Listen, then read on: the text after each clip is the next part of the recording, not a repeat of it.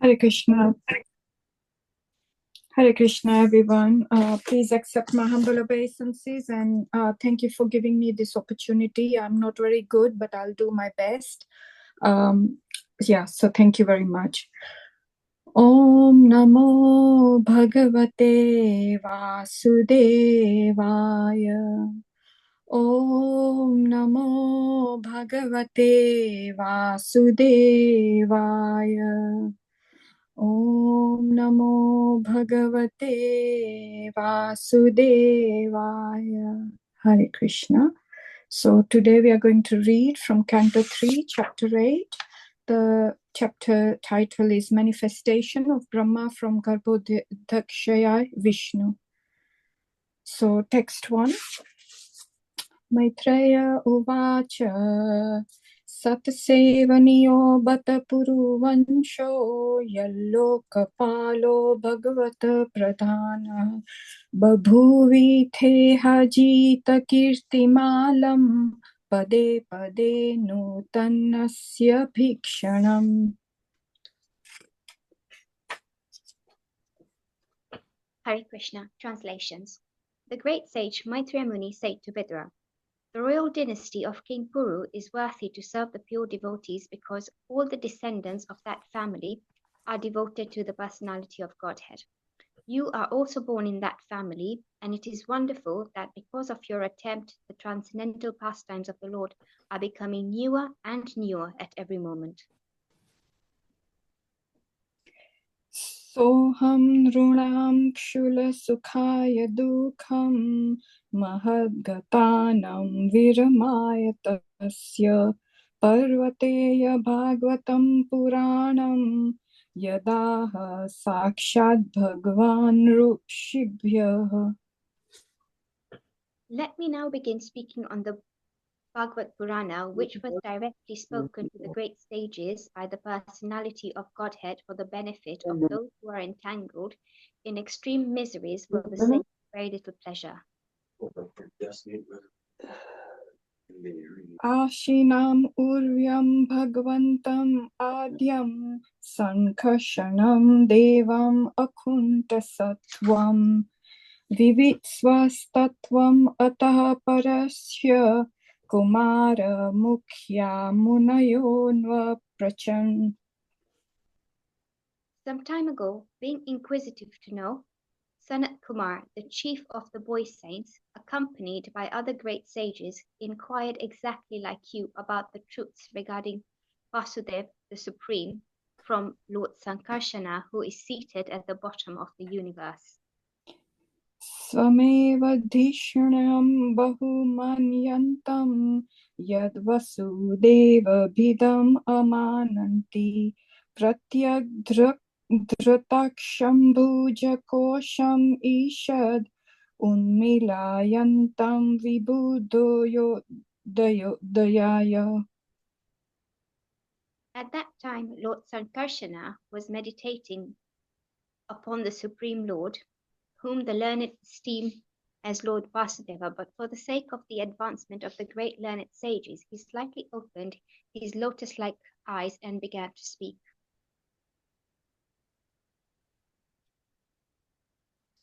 Svardhunya udardraiha svajatakalapir upashprashantash charanopadhanam padmam yad archantya ahiraja kanya saprema nana balibhirvarartha.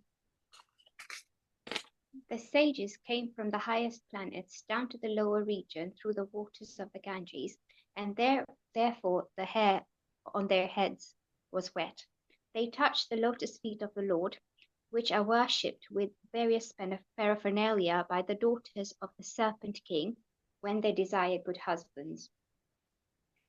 Muhur grunanto vachsarno raga Skhalata padenesya kartani tajagna kirita sahasramani praveka padyoti tadam fana sahasram.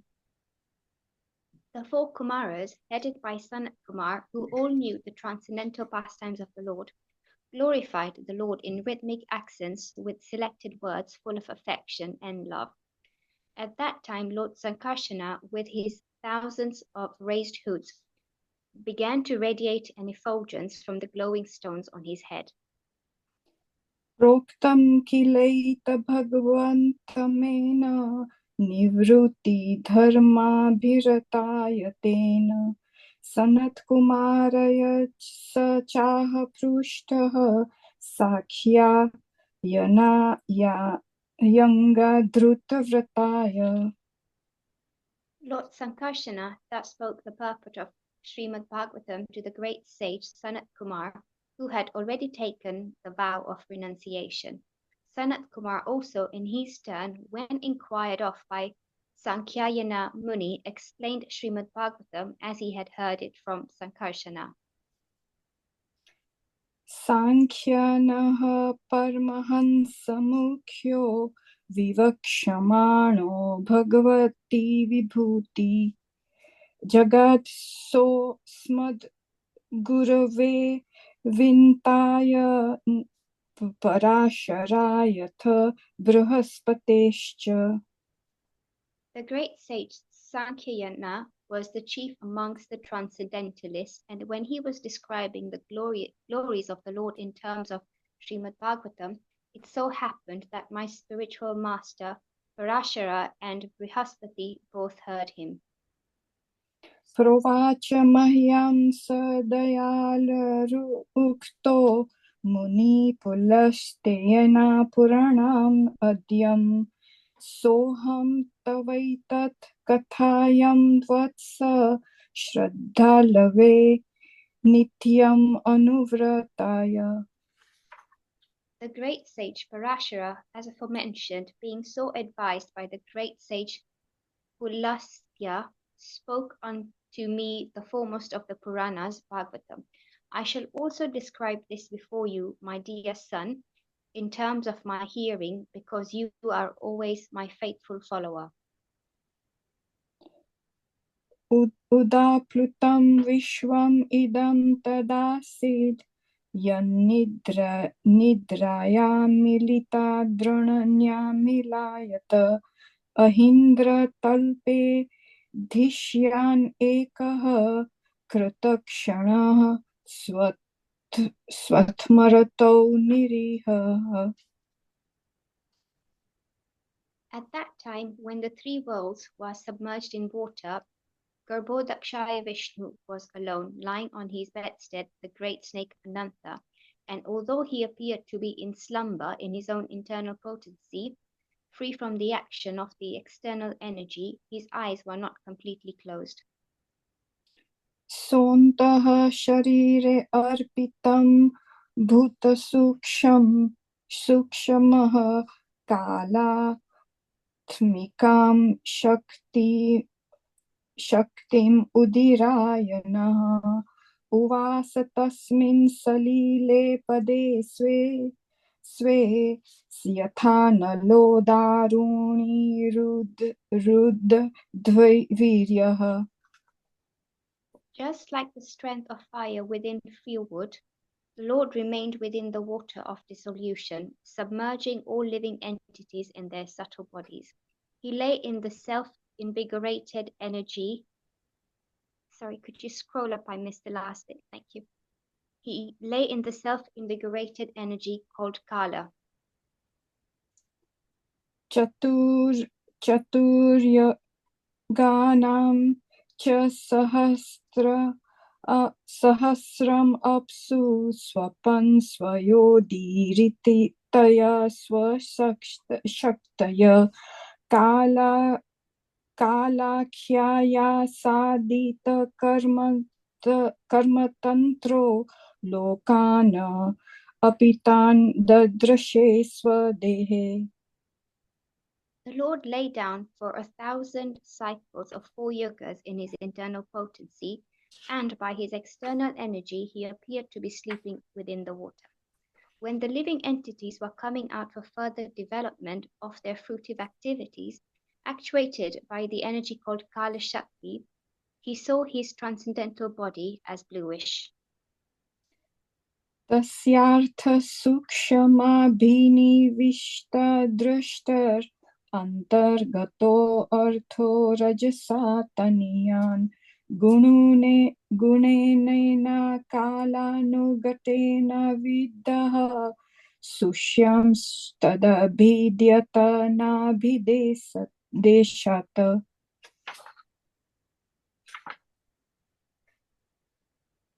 The subtle subject matter of creation on which the Lord's attention was fixed was agitated by the material mode of passion, and thus the subtle form of creation pierced through his abdomen. सपद्मकोशः सहसोदतिष्ठत् कालेन कर्म प्रतिबोधनेन स्वरोचिषा तत्सलिलं विशालं विद्योत यन्नार्क इवात्मयोनिः.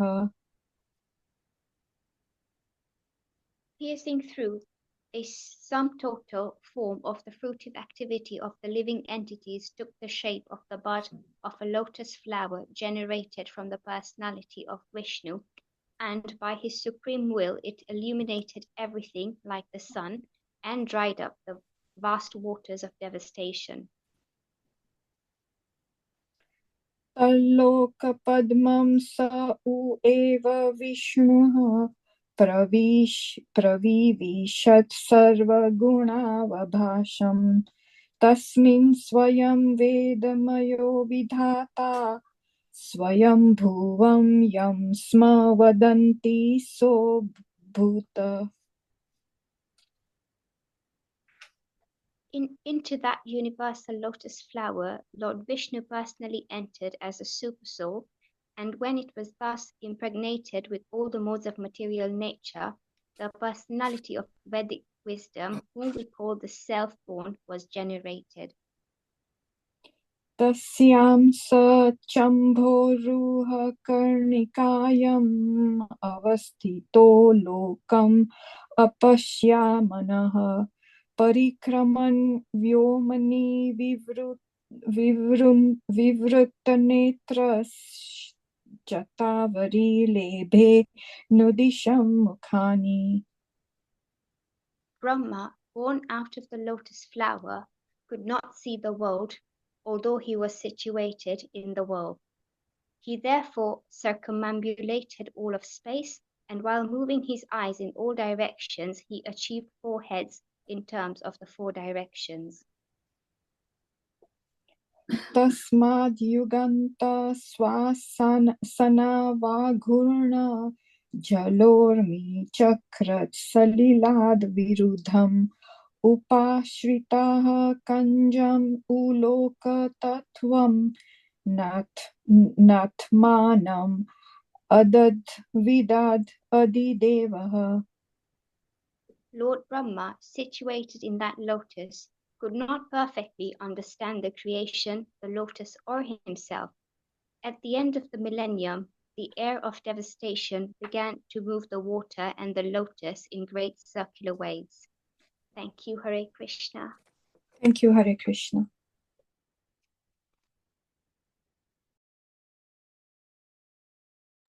Hare Krishna Mataji, thank you so much. Both the Mataji is beautifully recited, both in Sanskrit and English.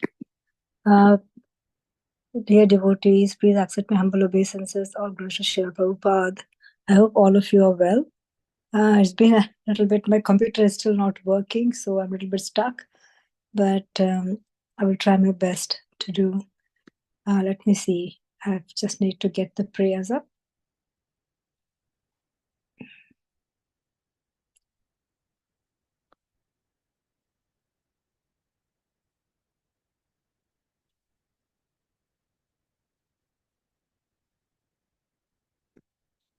So my picture might not be, video might, I'll put it on, but I think because I'm going to use the same phone, I might not be able to put the video all the time. So please forgive me, dear devotees.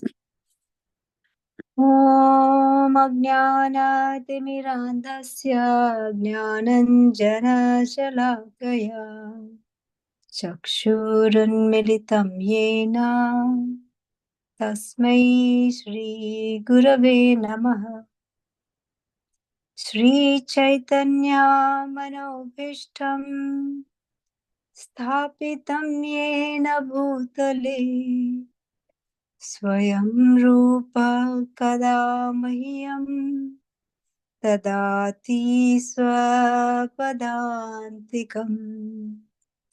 वन्देऽहं श्रीगुरो श्रीयुतपदकमलं श्रीगुरुन् वैष्णवांश्च श्रीरूपं साग्रजातं सहगण रघुनाथान्वितं तं सजीवम् साद्वैतं सावधूतं परिजनसहितं कृष्णचैतन्यदेवम् श्रीराधा कृष्ण पादा सहगणा ललिता श्री विशाखान्वितांश्च।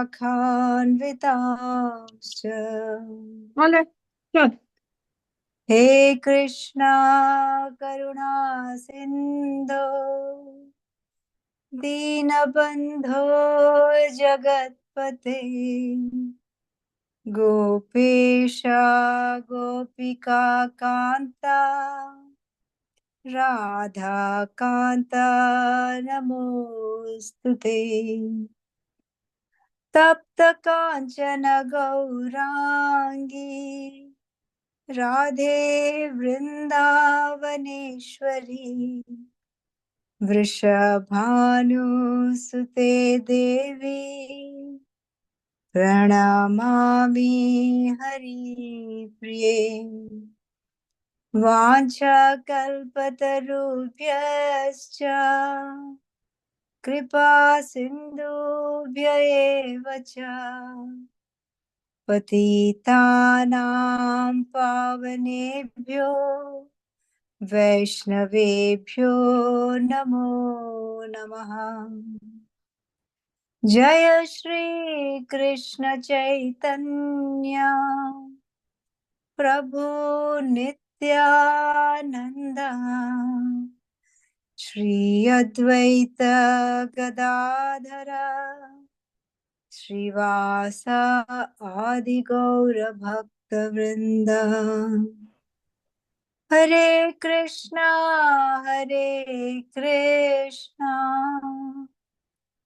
कृष्णा कृष्णा हरे हरे हरे राम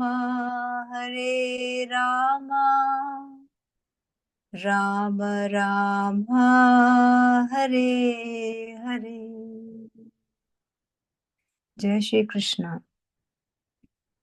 ओम नमो भगवते वासुदेवाय। ओम नमो भगवते वासुदेवाय। ओम नमो भगवते वासुदेवाय। जय Shri Krishna. Thank you, devotees. So today, Mataji, how many verses we have today? Hare 10 to Krishna. 14. Hare Krishna Mataji is 10 verses 10 to 14. 10 to 14. Okay. So I think should we just bring up on the screen, Mataji, if that's okay? And maybe somebody could start reading. I think. Let me get the things out for me. From 10, isn't it? Okay. Okay. If anybody will be willing to read.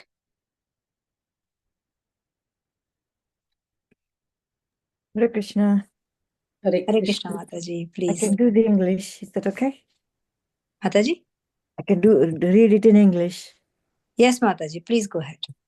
Okay, this is text 10. Yes. At that time, when the three worlds were submerged in water, Garbhoda Kashai Vishnu was alone, lying on his bedstead, the great saint snake Ananta. And although he appeared to be in slumber with his own internal potency, free from the action of the external energy, his eyes were not completely closed. Do you want me to carry on? Yes, Mataji, please finish off the purport. It's very small. Okay, purport.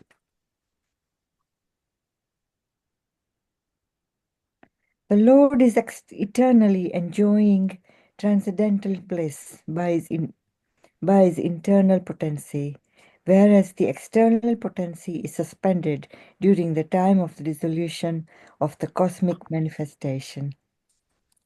Text 11. Yes, Mataji. Just like the strength of fire within fuel wood, the Lord remained within the water of dissolution, submerging all the living entities in his subtle bodies. He lay in the self-invigorated energy called Kala. Purport: after the three worlds, the upper, lower, and middle planetary systems merged into the water of dissolution, the living entities of all the three worlds remained in the subtle bodies by dint of the energy called Kala. In this dissolution, the gross bodies became unmanifest, but the subtle bodies existed, just like the water of the material creation. Thus, the material energy was not completely wound up, as is the case in the full dissolution of the material world. Text 12. The Lord lay down for 4,000 yuga cycles in his internal potency, and by his external energy he appeared to be sleeping within the water. When the living entities were coming out for further development of their fruitive activities, actuated by the energy called Kala Sakti, he saw the transcendental body as bluish. Purport: in the Vishnu Purana, Kala Shakti is mentioned as avidya. The symptom of the influence of the Kala Shakti is that one has to work in the material world for fruitive results. The fruitive workers are described in Bhagavad Gita as mudas, or foolish. Such foolish living entities are very enthusiastic to work for some temporary benefit within perpetual bondage. One thinks himself very clever throughout his life if he is able to leave behind him a great asset of wealth for his children. And to achieve this temporary benefit, he takes the risk of all sinful activities, without knowledge that such activities will keep him perpetually bound by the shackles of material bondage. Due to this polluted mentality and due to material sins, the aggregate combination of living entities appeared to be bluish.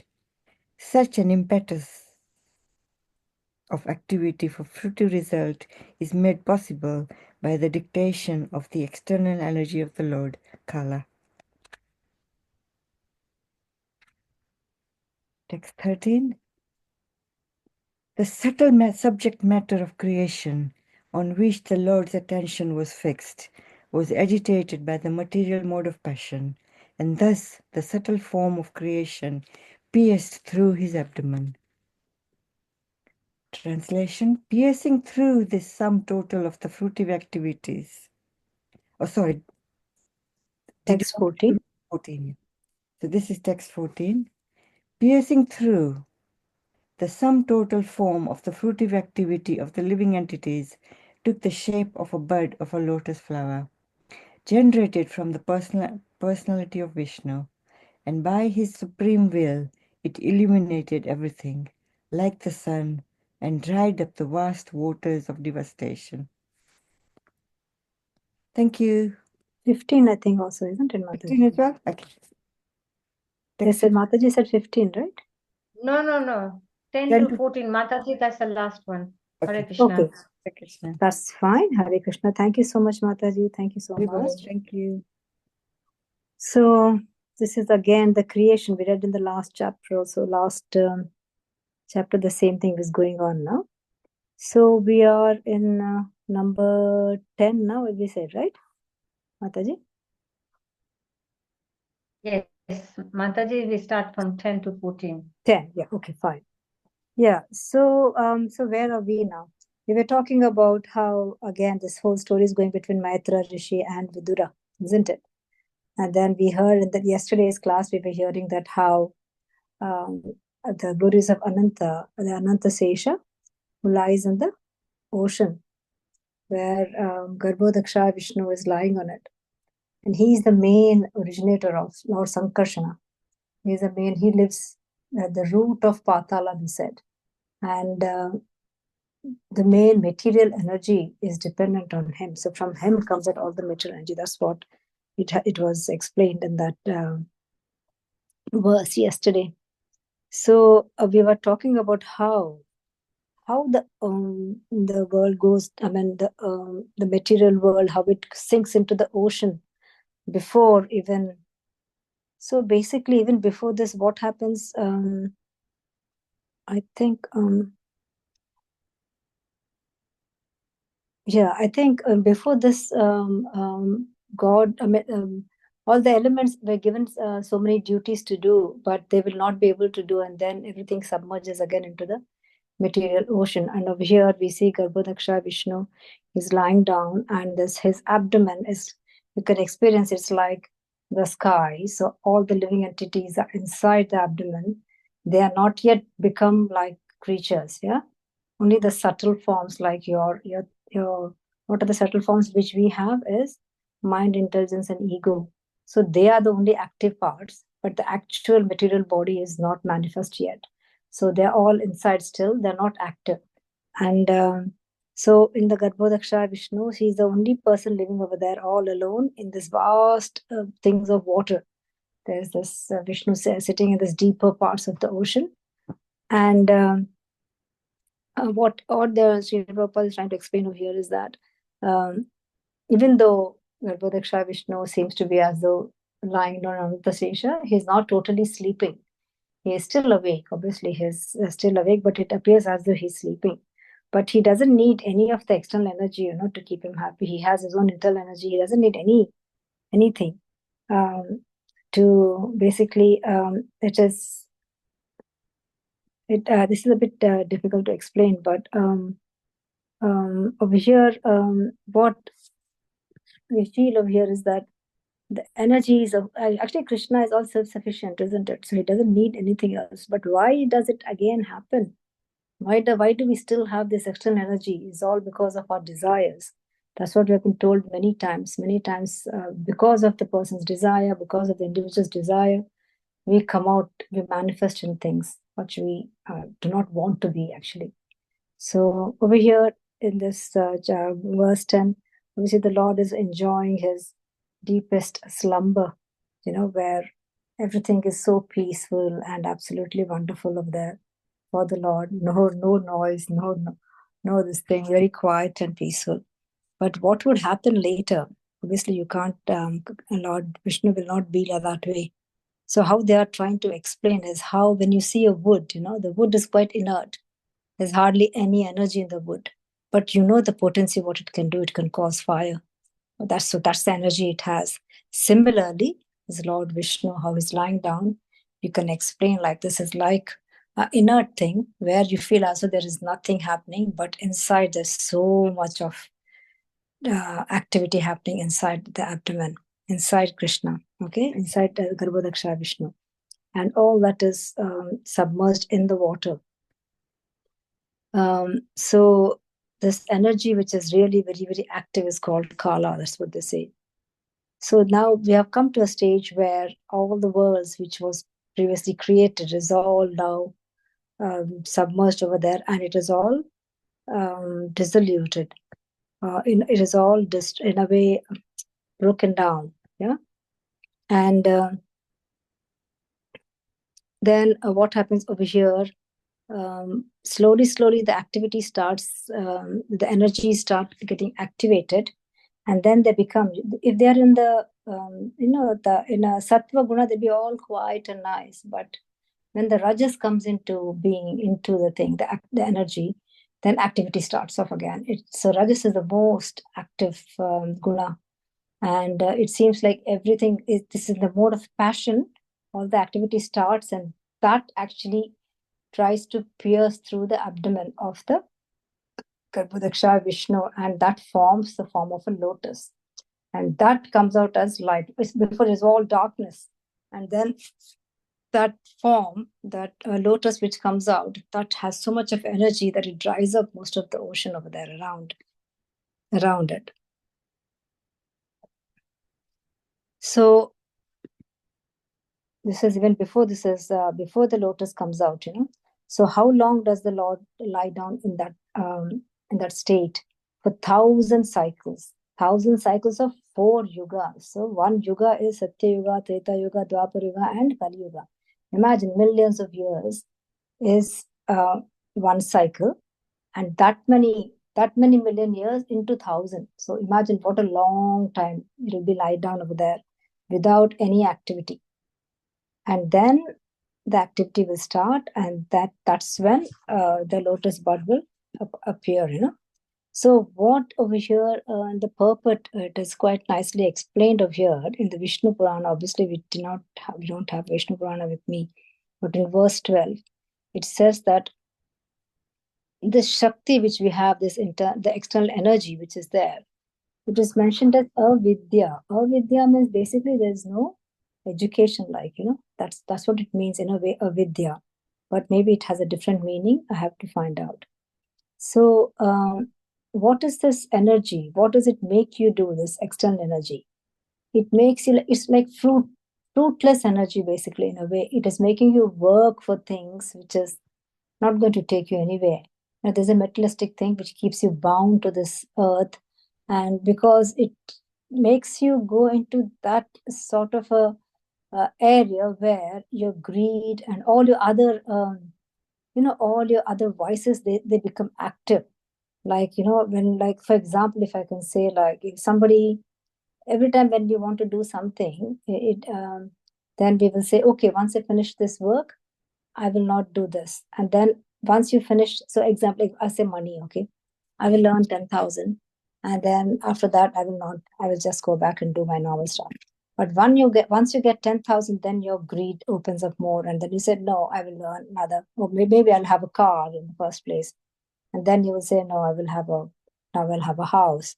Then after you have a house, then you want to have 10 houses, and then you want to have a boat, you want to have aeroplane, you want to have, so the greed goes on. So this is what actually creates this energy. This external energy is the one which creates all this sort of emotions in you. And because it creates these emotions, you're stuck in this cycle, going round and round the wheel.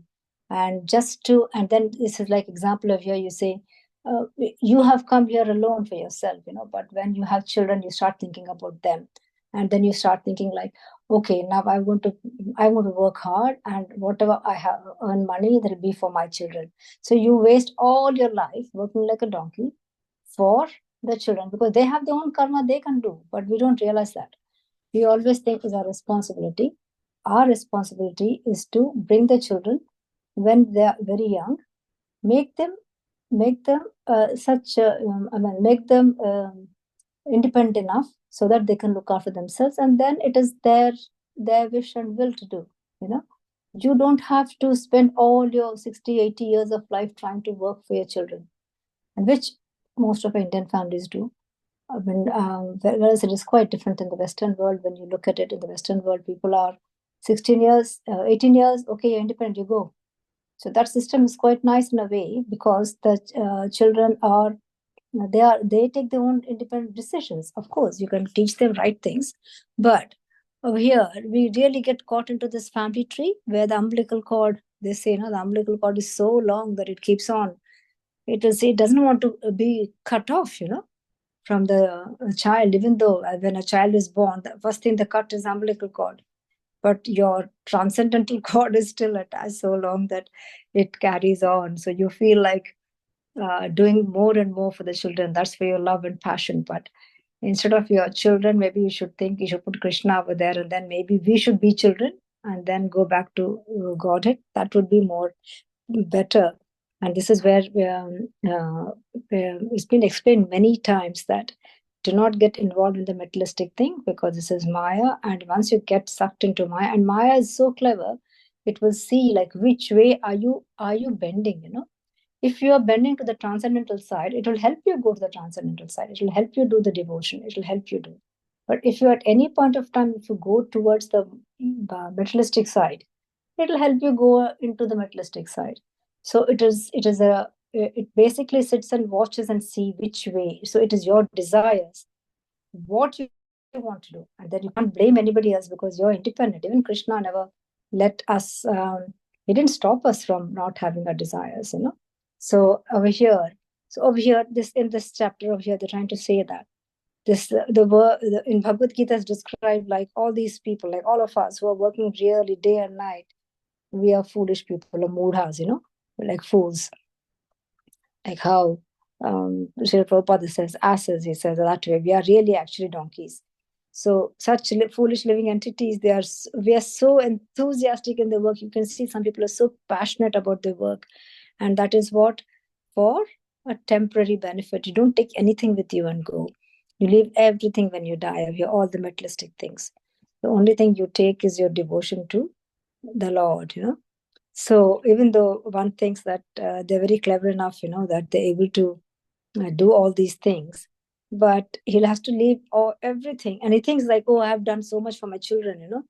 But then what happens? By doing all these materialistic activities, we are doing more and more sinful things, because the more materialistic things we do, we end up doing more sinful things, you know.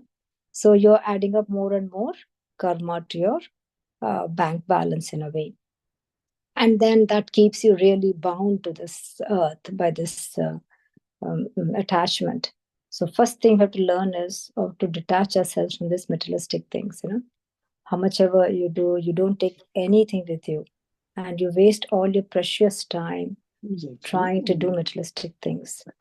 So over here, why they say that this polluted mentality, due to this polluted mentality and due to material sins, the aggregate combination of living entities appear to be bluish. It is such a, can you see how, I mean, you can see why bluish, why the color blue are we talking about, you know? So the blue is such a color, we relate it with the Lord Krishna, but then it tells us about material sins which appear to be bluish. It is really, I mean, for me, what I can understand is that the sins and blue, how are they relating the sins to blue? I'm only thinking from medical point of view is like, if somebody is bluish in color, that means the oxygen is not good, you know, there's less oxygen in the body. So that means they're having impurities more, because it is all deoxygenated blood, you know, so that means they're having more and more impurities. So that's the way I can relate. But I feel I'm a little bit lost to describe like bluish over here, he says, and then we have Lord Krishna also is bluish over there. Lord Rama is bluish. So it's very difficult for me. But I will open this up in the end of the class to put give everybody's input regarding this bluish thing. So over here, the activity for fruitive result, this is only made possible by Kala. Okay, Kala is the main thing. So over here. So this is how, again, where all this, so the activity starts becoming more and more active in this, in the abdomen. All the materialistic energy become more active, and then that, with passion, that energy will make a small dent in the abdomen, and that will bring out a lotus flower. And the lotus flower is the one which is, from there comes, obviously, the whole life comes from there. So that thing, it pierces through this whole form of fruitive activity, and it takes the shape of a bud of a lotus flower. And that obviously is everything, whatever you see is from Vishnu, you know, or from Krishna and Vishnu, and out of his own will. And then this is like a big light bulb, you know, it just lights up the whole atmosphere over there. It's under the water, but then it also creates heat, I think. So that's why, and it just lights up everything, and it must be having so much of energy, like the sun, that it dries up the water. That's how we're stopping here.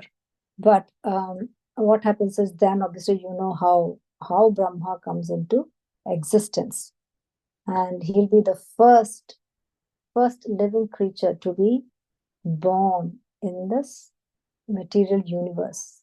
So he's the first living person, and it comes from Vishnu's will, and from Vishnu's soul. So this is what is left over here in this chapter. I know it is a very short one, but I think I will open it up to the floor, and then later I was just thinking maybe we should talk a bit about Nityanandaji because of his appearance day today, Nityananda Triyodashi, but that I will leave in the last 10 minutes. So over here, as we know how this creation happens, it is such an interesting topic because in the beginning, I can tell you my example because I was very curious as to know how this universe was made, how this universe was made. And this chapter is the one which really drew me more curiosity. As obviously I learned this thing of science, you want to know how it created, and because till now it is big question mark as to how we all came first into this world. We don't know how we came into this world, and plus the calculations of how the moon and the stars and different universes and different universes living. It is not explained anywhere except in the Bhagavatam. And that was very, very interesting, which attracted me more towards Bhagavatam more and more.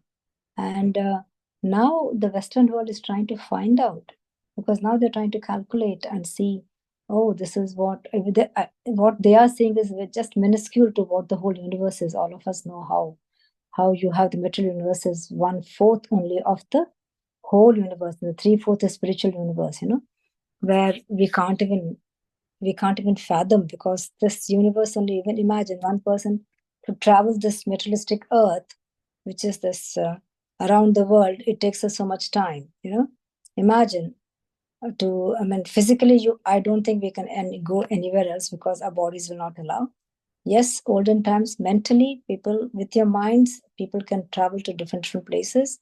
And that has been said long. All the rishis and munis used to have that power where they can travel to different places, and which they are trying to find out how to do. They're trying to learn more about the brain. When you look at it, we only know 1 or 2% of the brain, actually, what the brain can function. So we don't know most of it. So, all that will come later. So over here, we see that how the world is being formed. And as we come to the later chapters, then you will see how Brahma comes into existence, and then how he tries to find out what it is, and then how the next creation, and he tries to explain as to how the calculations will be there now, what will be one Brahma year, and then what will be one yuga, and all the distances and all that calculations will come up in this chapter. So in that way, this is quite interesting. But I think I'll open it up to the floor to see about the bluish color. If anybody can bring in some information, that'd be really good. Meanwhile, I can see for more. Can I open it up now for the floor, please? Indulekha Mataji, please give your answer this thing.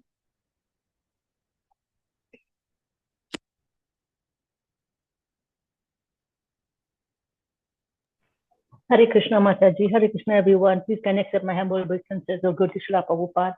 Thank you Mataji. Thank you for again coming today. Yesterday, sorry I couldn't be in your class. No worries, Mataji. I am not sure, Mataji. I may speculate, but I'm not sure about the bluish color. It's maybe, suppose when it's pertaining to the sins that people were committing, that's why they become bluish, isn't it?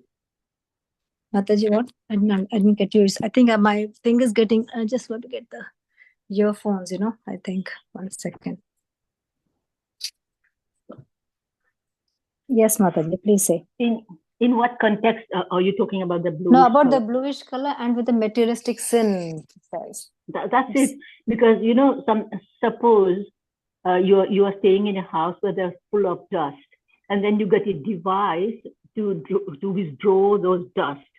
And suppose you get a white device, and soon you will see the device becoming like grayish, darkish, and bluish, and maybe due to the sense, people the colors appeared. That is also, I may speculate, right? But it doesn't. I don't think it have anything to do with Krishna's color. No, but we put So- Krishna as that bluish and gray, right? We put like the Yeah. cloud, heavy clouds we put. And also, you were talking about that one. I'm not sure, Mataji. I cannot argue on that one. But you were talking about how the people were traveling.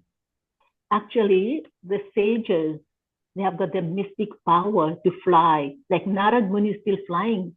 Yeah. So the Sapta Rishis, all of the great sages, if we take the example of Bhishma Dev leaving his body, as soon as they knew that he was leaving his body, they all traveled there from different planetary systems. That is in the Mahabharata.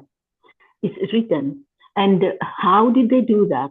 And they say, Shashishya, they didn't go alone. They went with their disciples. Nowadays, we have got some gurus, when they have the function to go, disciples, you stay in the ashram, you take care of the ashram, you have your duty, prescribed duty to do here. I will go. But at that moment, they were taking their disciples with them so that the disciple also can learn and they can have the experience, right?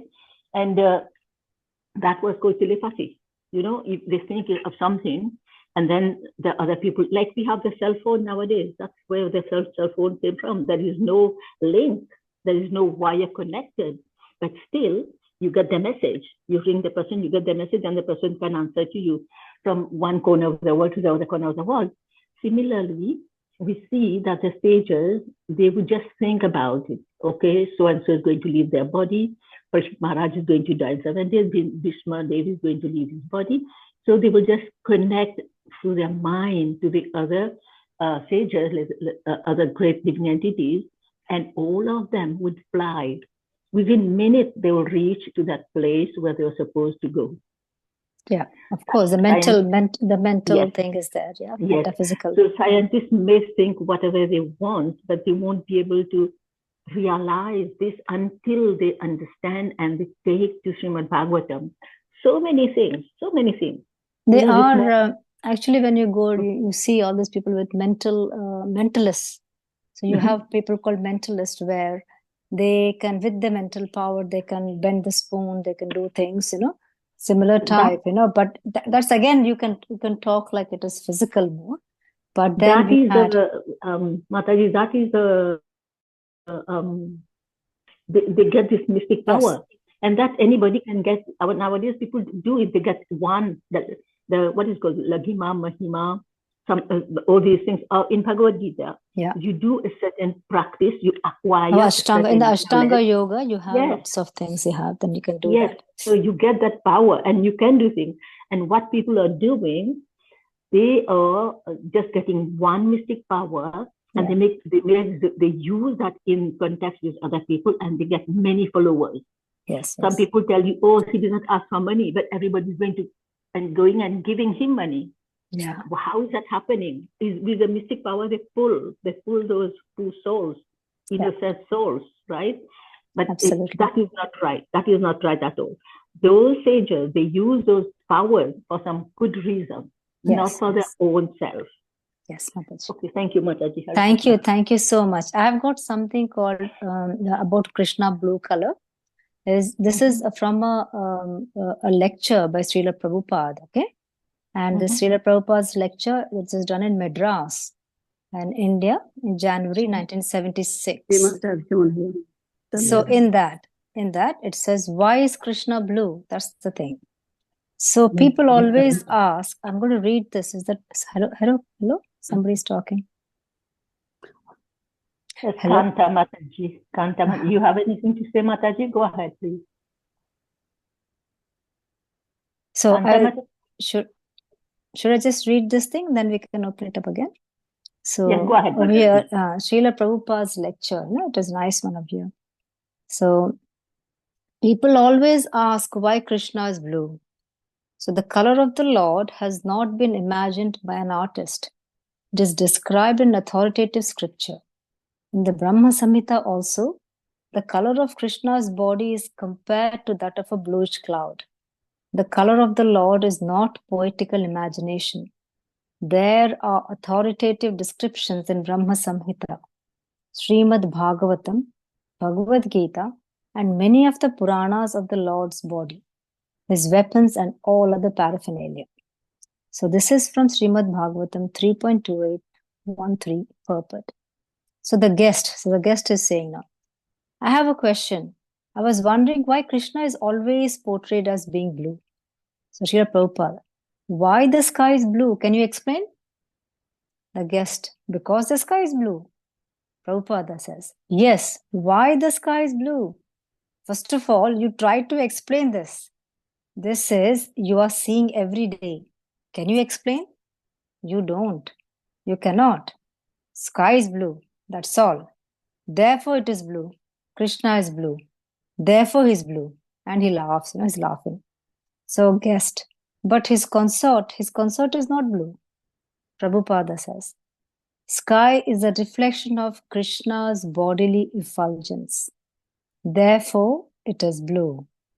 Just like if the cover of the light is blue, or I mean to say red, the radiance also becomes. Similarly, Krishna is blue. It is described in the Vedic literature. Venum kvanantam aravinda dalayat jataksham barhavat tamsam asitambuda sundarangam. That's Brahma Samhita 5.30. I should have sung it. Okay, God's bodily hue is just like bluish cloud, but it is very beautiful. These are not imagination. They are taken from Vedic literatures. So his bodily luster is like that. Therefore he is blue. It is not that we have painted blue by imagination. No, it is authoritative. Venum Kvanantam is in the Brahma Samhita 5.30. He's always engaged. He's God. Therefore, he's always enjoying playing flute. Oh, he hasn't got to do anything. And there is stated in the Vedic literature. Parashya Shaktir Vividhaiva Shriyate Swabhaviki Nana Bala Kriyacha. That is in Svetashvatara Upanishad. So God has nothing to do work. Under what kind of body that he has to work? This is Vedic literature. Parashya Shaktir. He has got immense energies. They're doing everything. Just like a big man, a rich man. He's sitting silently in his room. But his assistants, his secretaries, his managers, they are doing everything. You will find Krishna always in enjoyment. Ananda Mayo Bhyasa. That's in Vedanta Sutra 1.1.12. These are Vedanta Sutra. He's jolly by his nature. And if we associate with him, then we become jolly. We are also part and parcel of Krishna. Now we are materially encumbered. Therefore, we have to transfer any of this material encumbrancy to spiritual life. That is Krishna consciousness. So, Krishna is blue because he is described in the Vedic literature as such.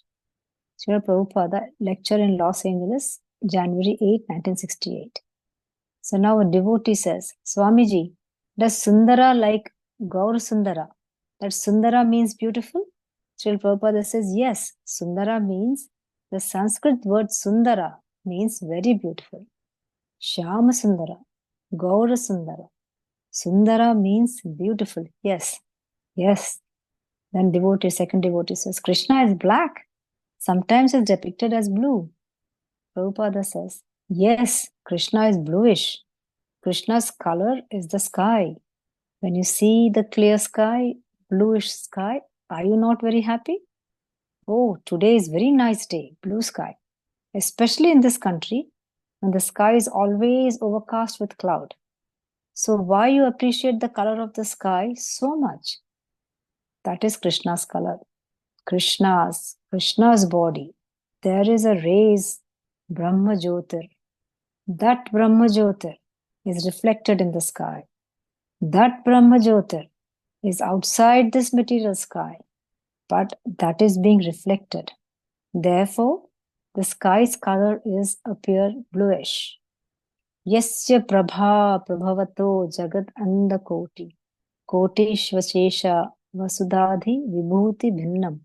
That is again in Brahma Samhita 5.40. It is stated in the Brahma Samhita, on account of distribution of the rays of his body, the Brahma Jyotir, there are generation of innumerable universes. So all these universes, this is one of the universes. They are in that Brahma Jyotir. And that Brahma Jyotir is being reflected in the sky. And sky is so beautiful. So how much beautiful is Krishna? Just we can imagine. Just like the sunshine. The sunshine is the rays of the sun planet. And in the sun planet, there is sun god. So if sunshine is so pleasing, just imagine how the sun god is pleasing. Similarly, Krishna's Jyoti, Brahma Jyotir, is so important. Then just imagine how Krishna's beauty is appreciated in transcendental world.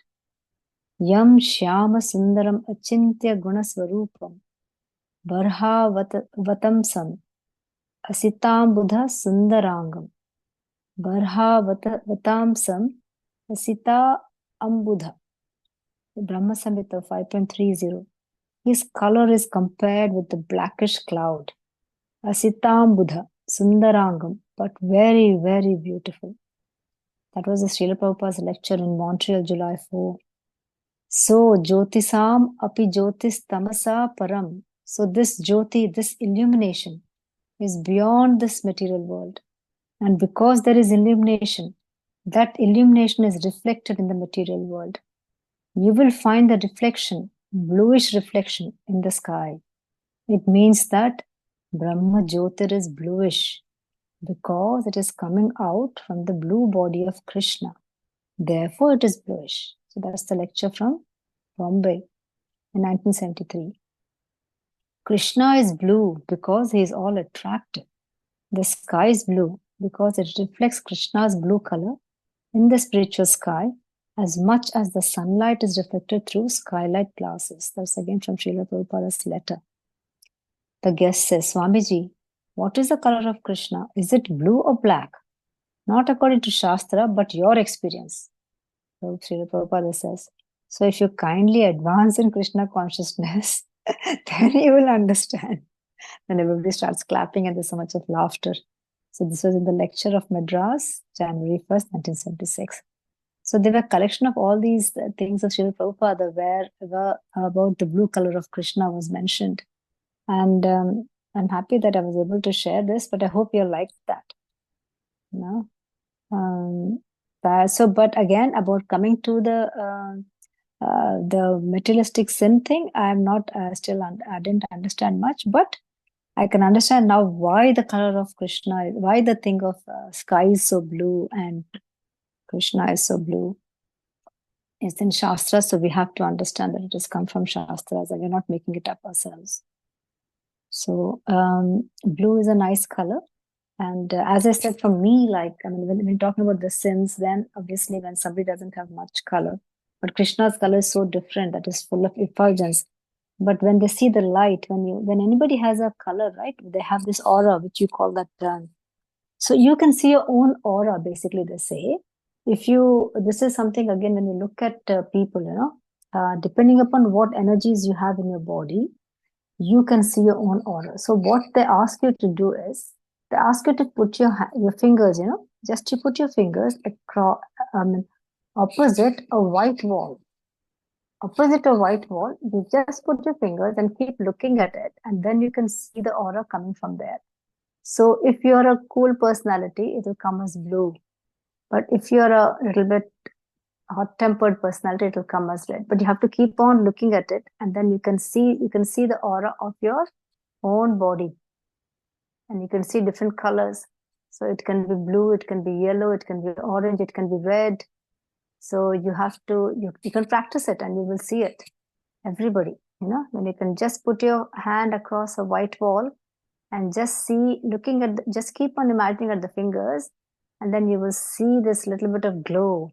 Like how you see when all the gods, they put that white color halo, similar type aura to come from your fingers and in your own body. So everybody has their own aura, a little bit of colors that come depending upon what energies they have in the body.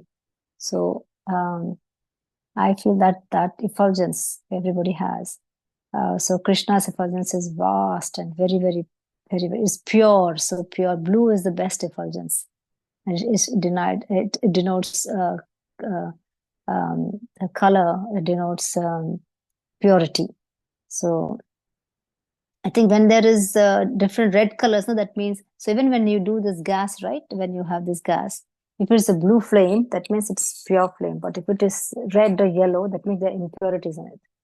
So there's so many symbolisms of things. This is what my understanding is, but obviously everybody can chip in. So the other thing I really wanted to read about is our dear Nityananda, which is Nityananda Trayodashi today, isn't it? So I think maybe we should just read a bit about Nityananda. It'll be quite nice. So basically Nityananda's appearance day today. And then Mataji will, obviously after this, quickly saying about Nityananda Prabhu. If anybody can chip in also, it's quite good. But I think Nityananda Prabhu was born in Ekachakra, isn't it, Radhadesh?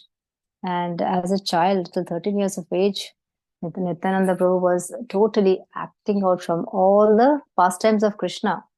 From the time he was born till lots of things, he used to always act on that. And then later, when he, till the age of 20, I think, when he, that's the time. So Nityananda spent 12 years, enacting all these pastimes. And then after that, he went to different holy places, and mostly he toured in northern and southern India. And he was occupied in this pilgrimage, until his 20th year. That is when he arrives to Navadvipa. And then he meets Chaitanya Mahaprabhu. So in Chaitanya Mahaprabhu, then he meets again all these other gurus also, Madhavendra Puri, Ishwara Puri, Brahmananda Puri. And then after that, they enjoy Krishna Katha, and they go to different places like Setu Bandha, the Dhanatirtha, Mayapuri, Avanti, Godavari, Jiyura, Narsimha, Devapuri, Trimala, all these different places we have. And at last we come to Jagannath Puri, where he will take darshan of Jagannatha Deva, and was profoundly moved to ecstasy upon seeing the deity. Who doesn't become ecstatic after seeing Jagannath Bhagavan? So from Jagannath Puri, then he returns again to Mathura. And then the chapter closes with an explanation of Lord Nityananda's renunciation. So who is Lord Nityananda? But none other than we identify with Lord Balarama. So Balarama is again, is always Nityananda's incarnation of Lord Balarama. That's what we say. So all glories of to the life of the soul of Shri Advaita. He who is the only shelter of Srivasa and Gadadhara. So all glories to Sri Krishna Chaitanya, the ocean of mercy. All glories to Nityananda Prabhu, the friend of the helpless. All glories to the life and soul of Sri Advaita Chandra. All glories to he who is only shelter of Srivasa and Gadadhara. All glories to Vishwambhara, the son of Vedanath Mishra and Sachi Devi, who is always beloved by his devotees and followers. So before the advent of Sri Chaitanya Mahaprabhu, Anantadeva himself has appeared on the order of the Lord. He took birth in the Radhadesh to help enact the divine Leela of the Lord. His father's name was Hadayoja and his mother's name was Padmavati. So he appeared in this village of Ekachakra within the land of Gauda. So from infancy, he was quite a quiet child actually. He was quite sober, very intelligent and supremely qualified. And the baby boy was millions of times more beautiful than Cupid. That's what they said. So from the moment he was born, in Radhadesh, all auspicious symptoms started happening. So all the famine, the poverty, unhappiness, everything disappeared. You see, some children are really very, very divine. So on the day that Sri Gaurachandra made his advent in Sridhama Navadvipa, Nityananda Prabhu shouted with joy. So he could sense it, that this is again Lord Krishna come here. So the vast universe was pervaded with the sounds of his cries, and the whole world became astonished. So some said the thunderbolt has descended to earth. Many could understand that the mighty disturbance was the result of some divine power. Some said, we know the cause. The master of Gauda has spoken in a voice of thunder. And in this way, everyone gave the different opinions. But by the power of illusory energy of Krishna, no one could recognize the transcendental position of Nityananda Prabhu. In this way, keeping his divine nature unmanifest, the Supreme Lord Nityananda Prabhu delighted in the company of children. In all games, the Lord played with the children. Krishna was the center. Indeed, the play was nothing but Leela of the Lord. So Nityananda Prabhu would hold an assembly of the gods with one of the children acting the part of the earth, presenting the petition of the demigods. So basically, Krishna will be doing all the things, all different activities as a child. And then what happens is, unseen by all, one of the boys would loudly proclaim from his hiding place, I will shortly be born in the cowherd village of Mathura. So they're enacting how Krishna is going to come. And then another day they will act as Vasudeva and Devaki, and then again how Krishna was born and how Krishna was taken to Nanda. So all these activities took when he was as a child. And this is all trying to explain how Nityananda Prabhu was, as a boy, he did lots of pastimes of Krishna's stories, And so basically, Nityananda Prabhu is very, very forgiving, and he's the first one we have to go, because we always have to go through Balrama to reach Krishna. So you have to pray to Nityananda Prabhu first to get the blessings and mercy of Sri Chaitanya Mahaprabhu. Similarly, we have to again get the mercy of Balaramji to get the mercy of Krishna. And same way how Krishna also comes into this world, so Balarama will always make the way clear for Krishna to descend into this universe. So it is very, very important, like how when the king comes, already the ministers will make the whole way, for the king to ascend that way. So Nityananda Prabhu or Sri Balaramji is very, very important. For us, we have to actually approach them first. So all the musical instruments which we have, they are all extensions of Sri Balram. So all your mridanga, all your kartal, and anything extensions we use for the seva of Krishna, they're all due to Balram and Nityananda Prabhu. So I think I'm just going to leave it over here. And Mataji was trying to say, there's so much to read about Nityananda. It's such a big story, but I think that will take the whole class to read about Nityananda Prabhu. But I think Mataji was trying to say something about bluish color. But something, please go ahead, Mataji.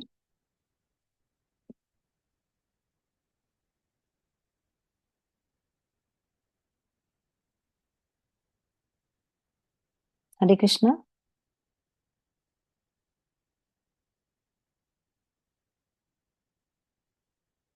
Somebody was trying to say about something, isn't it? That time, Induleka Mataji, some Mataji was trying to say. Yeah, I think she left. Oh, sorry. Oh, I'm so sorry about that. No problem. No, I think she's back. Kanta Mataji. Kanta Mataji, please say. You were trying to say something. Hare Krishna. Maybe she was talking to someone. Okay. So anything else today you want to sing, or somebody can sing, or Kanta Mataji again left. Well, anybody can sing a bhajan today, Nityananda Prabhu's this thing. We still have another couple of minutes. You want me to sing? Anybody volunteers? Anybody? Okay. Let me move out of the kitchen as usual. And then I'll sing.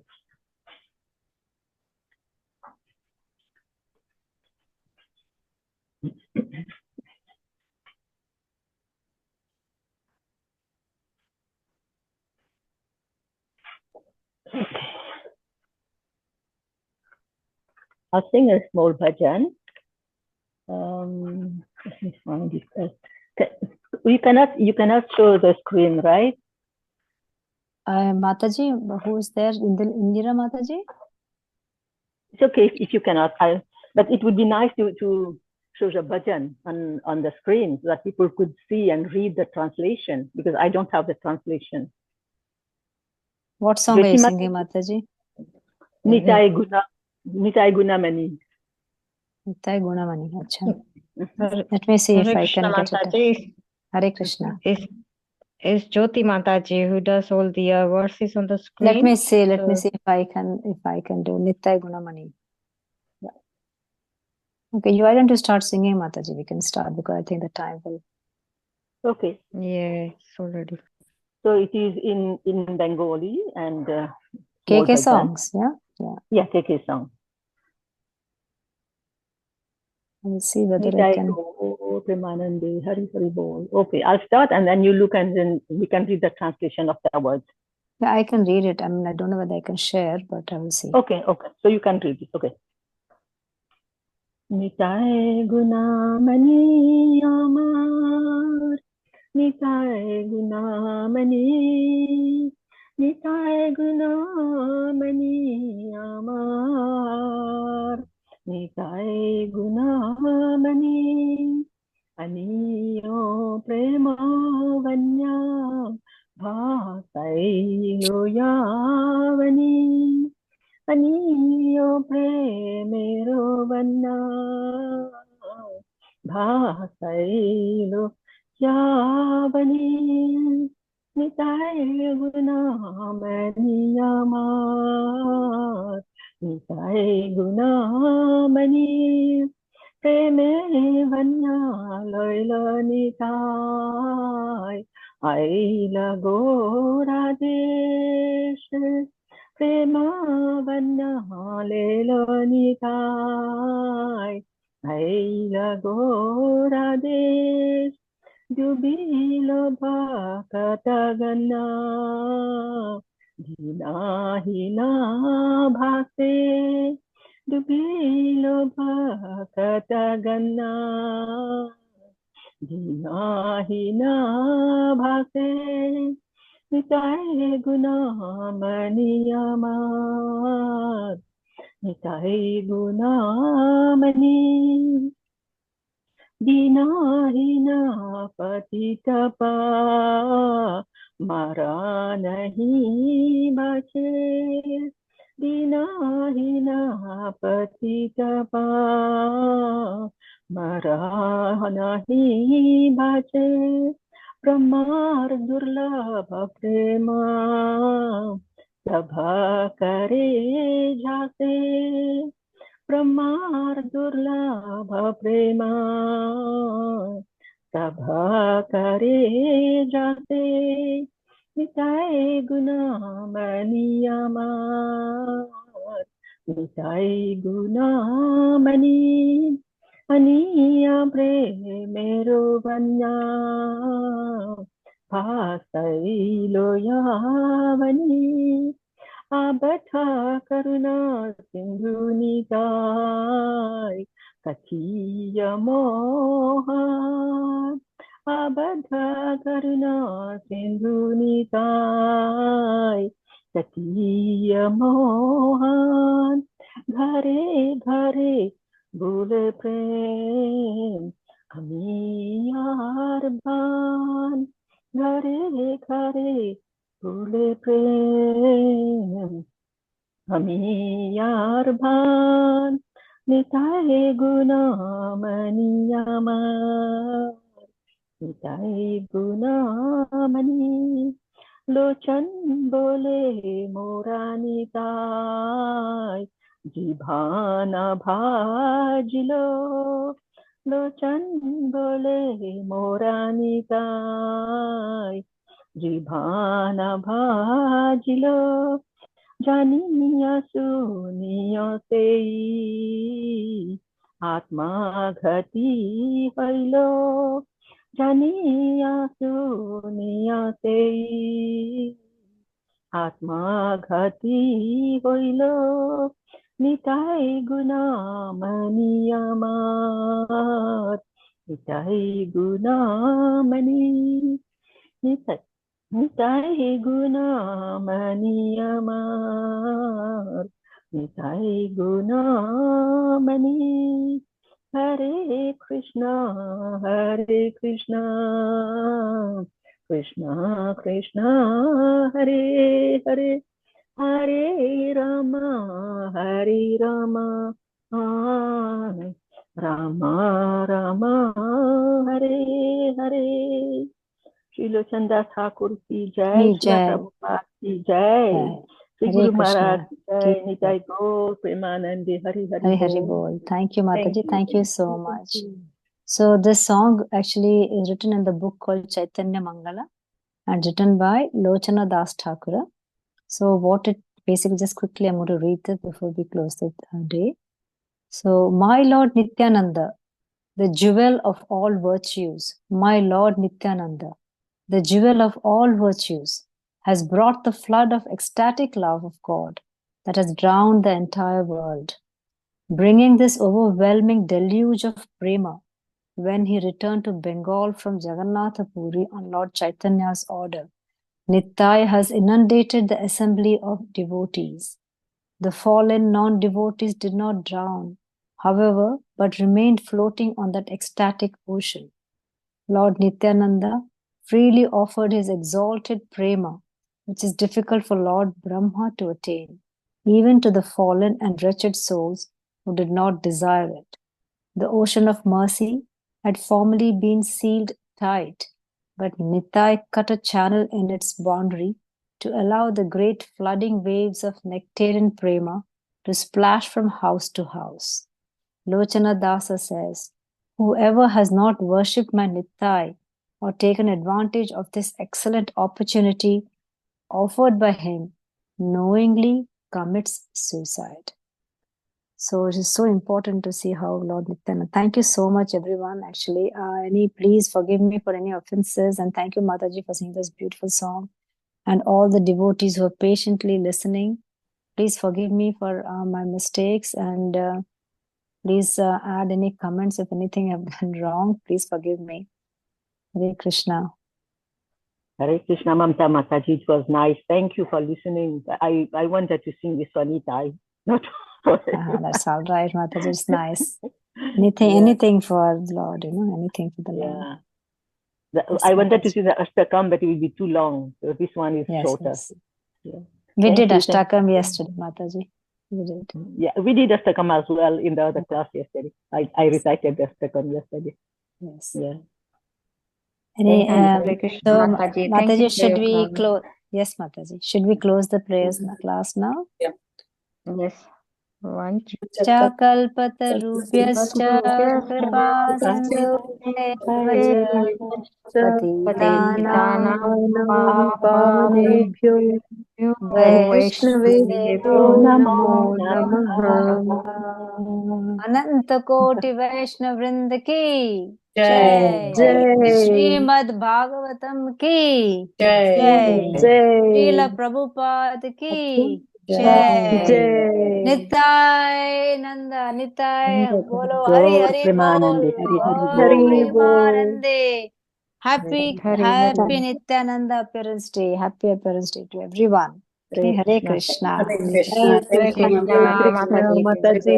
Thank you so much. Thank you. Hare Hare Krishna. Krishna.